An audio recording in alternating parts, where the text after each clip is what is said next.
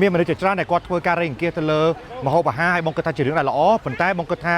សុខភាពផ្លូវចិត្តគឺគួរតែដើរទន្ទឹមគ្នាជាមួយនឹងមហោបអាហារទាំងអស់នោះដូចគ្នាបាទពីព្រោះជាទូទៅនៅពេលដែលសង្គ្រាមស្ត្រីនិងកុមារគឺជាក្រុមដែលងាយរងគ្រោះជាងគេ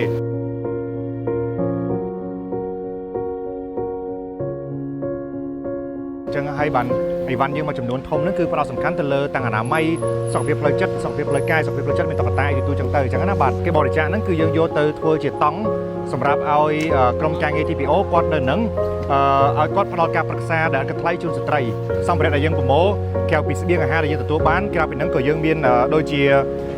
សម្លេងអនាម័យតុក្កតាសាប៊ូលាងចានសាប៊ូដកខ្លួន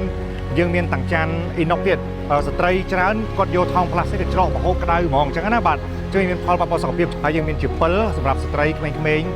បងប្អូនស្រីៗដែលគាត់យកឡើងគាត់ទៅទឹកទៅអីហ្នឹងគាត់អាចប្រើបាន